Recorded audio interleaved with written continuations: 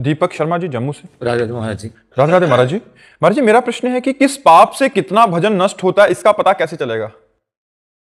इसका तो भगवान ही निर्णय कर सकते हैं। किसका है? इसका तो भगवान ही निर्णय कर सकते हैं कि आप कौन सा।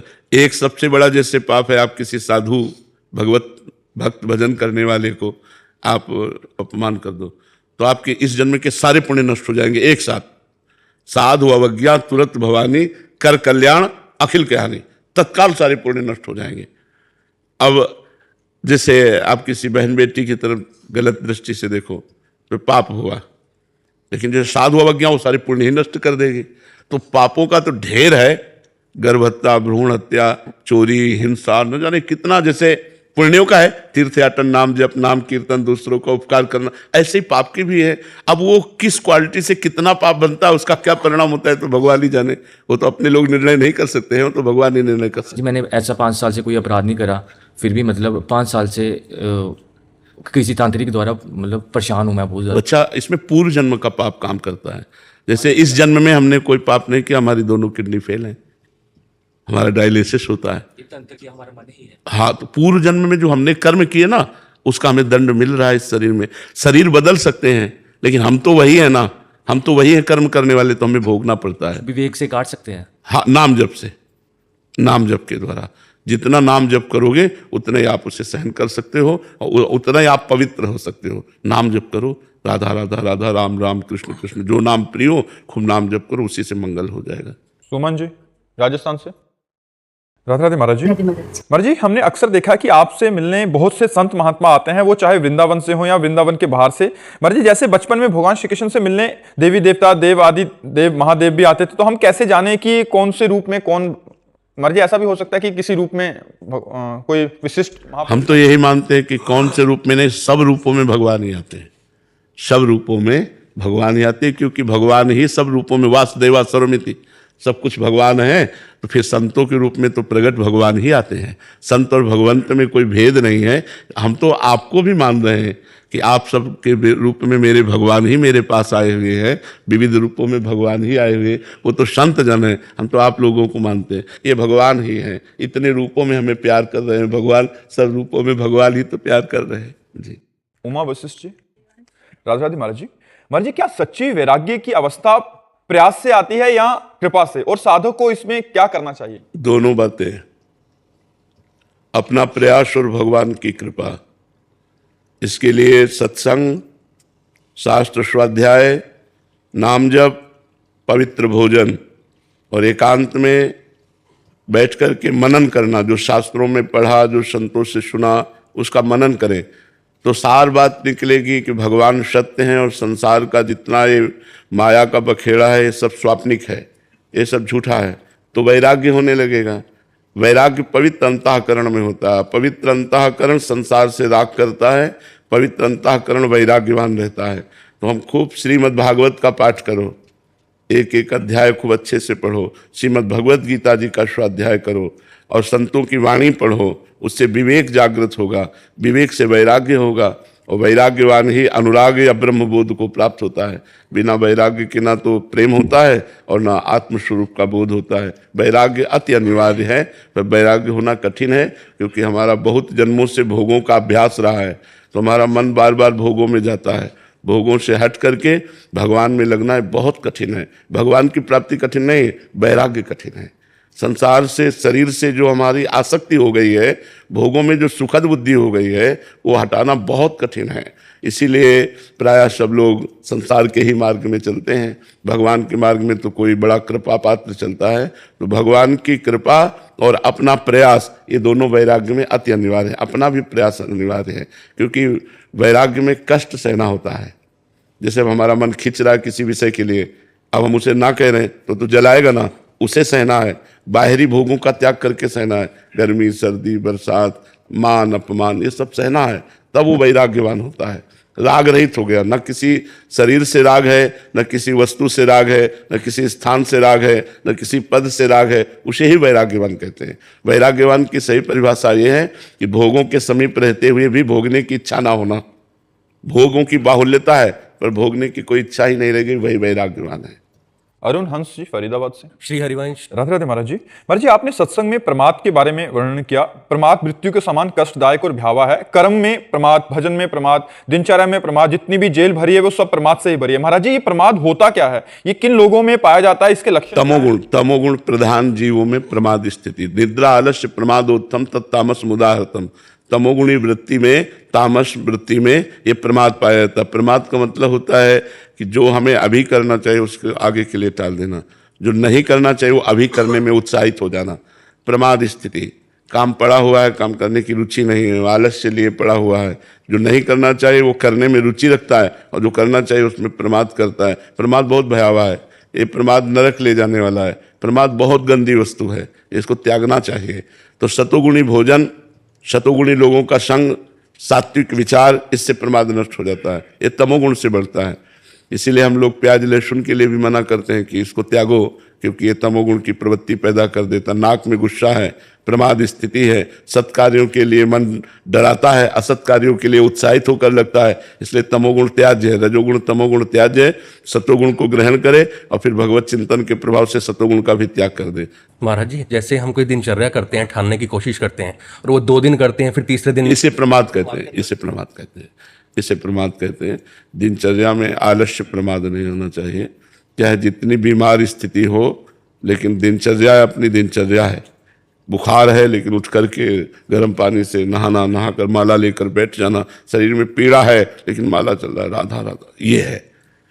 अब कुछ नहीं है, आज चलो यार रहने दो, ये नहीं, उठो तुरंत फेंको। तो जैसे हमें 1 बजे उठना रात्रि की, या 2 बजे उठना है, वह उठे और फेंक दिया कंबल। अगर कंबल रजाई जो लिए उसे बिल्कुल अलग करिए, नहीं कि उड़ करके फिर नहीं, उसे एकदम अलग कर दिया और बस बैठे हम अपनी दिनचर्या में लग गए। कठोर अपने जीवन में जो साधना करता है वही उन्नति को प्राप्त होता है। अपने प्रति ढिलाई नहीं रखनी चाहिए, शरीर के प्रति ढिलाई नहीं रखनी चाहिए। उचित भोजन, उचित बातचीत, उचित मनोरंजन, उचित व्यवहार, नाम जप, वाणी पाठ, शास्त्रों का स्वाध्याय, इससे हमारी बुद्धि का मार्जन होता है, बुद्धि हमारी पवित्र होती है, तो ये प्रमाद खत्म होता है। प्रमाद स्थिति तो बहुत भयावह नरक है। क्या जिंदगी है, लोग प्रमाद में जीवन व्यतीत करते हैं। अरे कमाने के लिए आए हो, 60, 70, 80 वर्ष आयु है, इसमें बचपन तो चला गया खेल कूद में, जवानी में तूफान आता है विकारों का, बुढ़ापे में करने लायक नहीं रहते, तो साधना कब करोगे? साधना के लिए हमको समय जवानी में ही तो निकालना होगा। आजकल प्रमाद स्थिति ही बढ़ रही है। 9, 10 बजे तक सोना कैसे हो सकता है? जब तक आप अपनी दिनचर्या को ठीक नहीं रखेंगे तब तक आप नहीं चल पाएंगे। तो दिनचर्या में ध्यान दीजिए, तो प्रमाद नष्ट हो जाएगा। हमें ये करना ही है, हमें ये करना है बस। तो पर उसके लिए पवित्रता चाहिए, तो इसलिए पवित्र भोजन पाना चाहिए, पवित्र लोगों का संग करना चाहिए, पवित्र विचार होने चाहिए। तो हमारी जिज्ञासा बढ़े भजन के प्रति, धर्म के प्रति, सत्य के प्रति, नियमावली के प्रति, संयम नियम के प्रति। अभी तो मन है, आया तो माला चला लिया, नहीं मन आया तो कोई बात नहीं। मन आया तो 4 बजे उठ गए, नहा लिया, नहीं मन आया तो 4 दिन नहीं नहाए। ऐसी प्रमाद स्थिति में प्रायः ऐसा ही समझ आता है। तो पर महाराज जी, जैसे हम 2-3 दिन ऐसे करते हैं तो फिर खुद में अहंकार आ जाता है कि ये कर दे अपन। 2-3 दिन करते हो इसीलिए आ जाता, बराबर कर दो बताए। बराबर करने की कोशिश करते हैं, उससे पहले आ जाता है, फिर टूट जाता है। फिर महाराज फिर नहीं, छूट इसलिए जाता है कि उसमें आपकी नियमावली पक्की नहीं है। ये छूट नहीं सकता, नियमावली में नहीं छूटता। नियमावली पक्की होनी चाहिए, नियमावली पक्की होनी चाहिए। मतलब यही चीज प्रमाद के अंतर्गत। हाँ, यही प्रिय। अपनी नियमावली टूटना, अपने जो हम दिनचर्या बना रहे हैं वो न कर पाना, सत्कार्यों को न कर पाना, इसी का नाम प्रमाद स्थिति है। मित्तल जी अहमदाबाद से। राधा वल्लभ श्री। राधे राधे महाराज जी। महाराज जी, हर किसी की जिंदगी में एक ऐसा समय आता है कि वो इतनी ठोकरें खा चुका होता है कि तब समझ में आता है कि मेरा कोई नहीं है। फिर श्री जी कुछ ऐसा संभाल लेती हैं। तो ये बात बिना ठोकरें खाए समझ नहीं आती क्या महाराज? नहीं आती, नहीं आती। क्योंकि हमारी आशा रहती है ना कि हमको कोई प्यार करे, हमारा कोई हो, और संसार में प्रियता। तो लगता है इन्होंने नहीं प्यार किया तो शायद ये प्यार करे, माँ ने प्यार नहीं किया तो पिता प्यार करे, भाई प्यार करे, हमारा फ्रेंड प्यार करे। मतलब हमारी एक भूख रहती है कि कोई हमें प्यार करे। सबकी रहती है, आपकी नहीं, पूरी सृष्टि की, पशु पक्षी की भी रहती है, पशु पक्षी की भी रहती है, कोई प्यार करे। हम लोग प्रेम के भूखे हैं, लेकिन प्रेम यहाँ है नहीं। यहाँ छल है, कपट है, स्वार्थ है, अपनी वासना की पूर्ति है। आपको जब तक हमारे से काम की पूर्ति होती रही तब तक तो आप प्यार का नाटक कर दो। जहाँ काम की पूर्ति नहीं होगी वहाँ कोई प्यार नहीं करता, क्योंकि हम प्रेममय भगवान के अंश हैं। भगवान प्रेम स्वरूप हैं, तो हम प्रेममय भगवान के अंश हैं। तो लगता है मुझे कहीं तो प्यार मिले, लेकिन कहीं प्यार टिकाऊ नहीं देता। टिकाऊ है नहीं प्यार, कहीं टिकाऊ नहीं है। किसी का थोड़ा लंबा चल गया अगर स्वार्थ और मन मिलता रहा, नहीं फिर प्यार मेरे शरीर को, मेरी वस्तुओं को, मेरे पद को, मेरी महिमा को देखकर नहीं, सिर्फ मुझे, वो तो केवल भगवान कर सकते हैं, वो कोई इंसान नहीं कर सकता। इसी बात से हमें वैराग्य हुआ था। हम कक्षा 9 में पढ़ रहे थे तो हमें माँ में बहुत आसक्ति थी, और जब हम स्कूल से आते और माँ आके झोला उतारती तो हमारे आग लग जाती है, मरेगी यार, फिर कैसे रह पाऊंगा, माँ मरेगी, पिताजी मरेंगे, यार मरण धर्मा शरीर मेरा कौन है, फिर कौन। बस सोचते सोचते दिमाग में बस ये आया कि भगवान। बस हाई स्कूल में फार्म नहीं भरा और भाग पड़े भगवान की खोज में, और 13 वर्ष से लेकर के आज 56-57 वर्ष होते जा रहे हैं आयु के, उसी मार्ग में चलते हुए। तो वास्तविक जो प्यार है वो भगवान से मिलता है, इंसान से कभी नहीं मिलता, क्योंकि कोई कितना भी हो वो स्वार्थी होता है। मर्जी जी, आपको प्रथम अनुभव कब हुआ था कि वो प्यार कर रहे हैं? पहले दिन ही अनुभव हो गया था, पहले दिन ही। हम जब भगे, और भगवान शंकर का मंदिर है नंदेश्वर, वहां से तो 3 बजे सुबह तड़के भगे थे। अपनी माता जी से केवल बताया था कि हम कल घर छोड़ देंगे, भगवान के मार्ग के पथिक बनेंगे, संत बनेंगे। तो उन्होंने मजाक समझा था, उन्होंने समझा था ऐसे बच्चा है ऐसे कह रहा था। 3 बजे तड़के पिताजी को सोते देखकर प्रणाम किया, माता जी को प्रणाम किया, और बहनें भाई परिवार के सबको प्रणाम किया। एक बार तो हृदय कांप गया, अरे फिर हिम्मत की, गांव के बाहर निकले, फिर हृदय कांप गया, कहाँ जाओगे, क्या खाओगे, कहाँ रहोगे। बस उत्तर अंदर से जहां भगवान रखेंगे, जैसे रखेंगे। तो भाग करके सूर्य उदय हुआ था तब पहुंचे थे, शंकर जी का मंदिर था नंदेश्वर, तो वहां जाके बैठ गए। 12 बजे तक नाम जप करते रहे। ब्राह्मण परिवार में जन्म हुआ था तो ये सब संस्कार पहले से थे, नाम जप करते रहे। अब लगी भूख, अब याद आई अम्मा कि अम्मा से तो इस समय भोजन मिल जाता था, अब कहाँ से भोजन मिलेगा। उसी समय हमने देखा एक आदमी जो है दही का एक कमंडल लिए हुए आया और कहा, बेटा यहाँ एक सूर्य स्वामी रहते थे, तुम जानते हो? तो हम कहा, हम तो नहीं जानते, हम तो आज ही आए। बोले उनकी कुटिया में ताला लगा, तुम दही पी लो। हम कहा क्यों पी लें? बोले नहीं, अब वापस नहीं ले जाएंगे, हम उनके ले लाए थे, अब आप पी लो। इतना वो दूधगढ़वा में करके वो जो दही बनाया जाता है वो लाल लाल दही होता है, गाँव में वो बनता है, बड़ा स्वादिष्ट होता है। भरपेट दही पिलाया।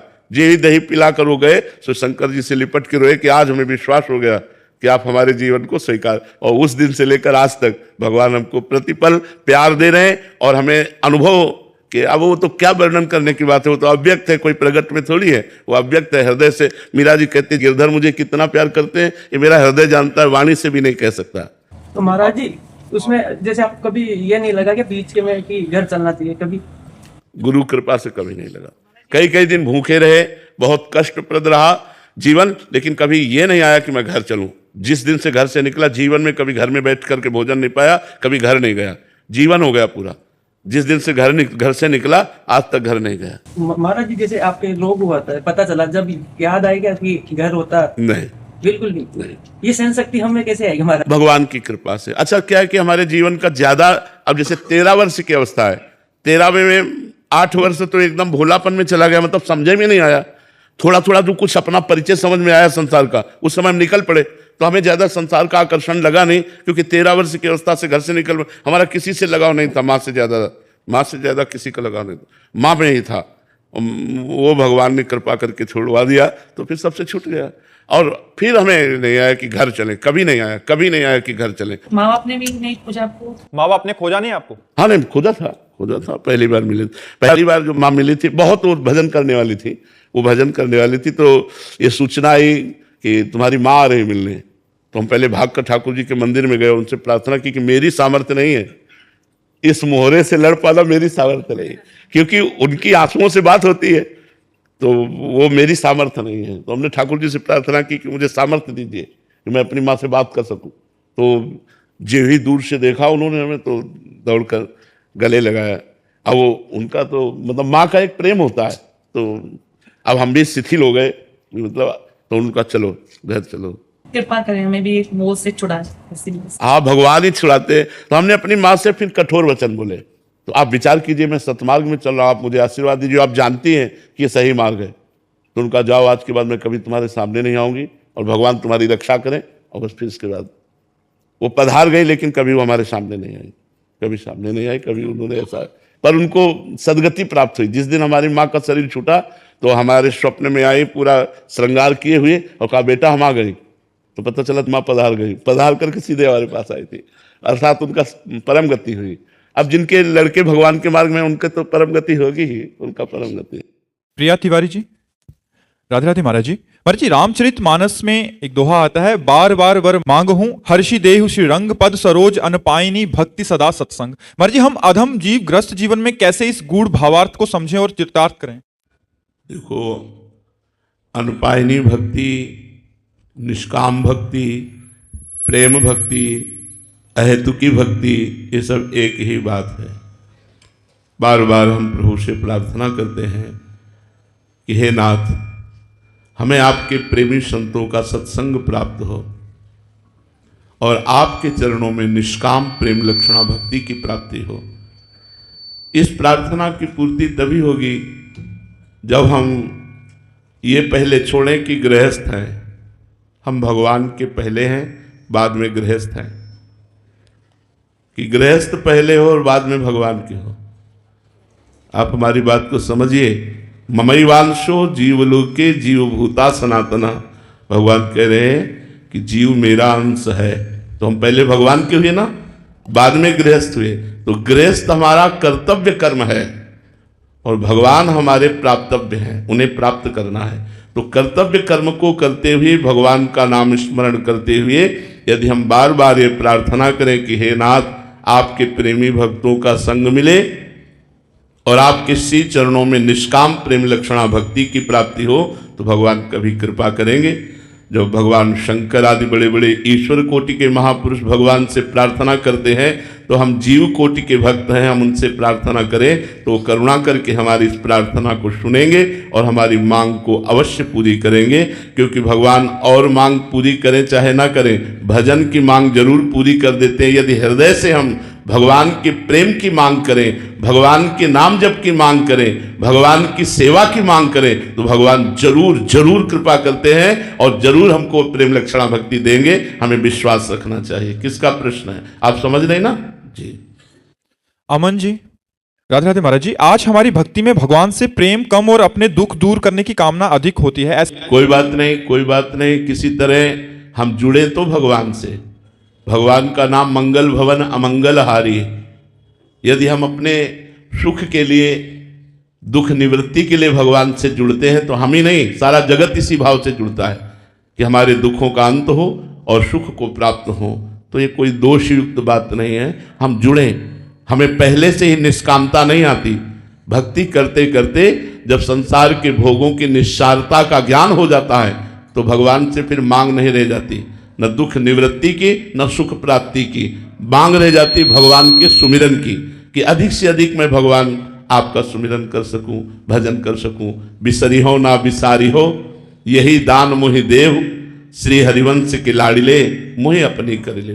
हे लाडिले ठाकुर, मुझे अपना बना लो, मैं आपको याद करूं और कभी कभी आप भी याद कर लिया करें कि ये मेरा दास है, हे नाथ ऐसी कृपा करो। तो जुड़ते सब इसी भाव से हैं, दुख की निवृत्ति और सुख की प्राप्ति के लिए। ये कोई दोष नहीं है, जुड़ना चाहिए ठाकुर जी से, ऐसे ही जुड़ना चाहिए।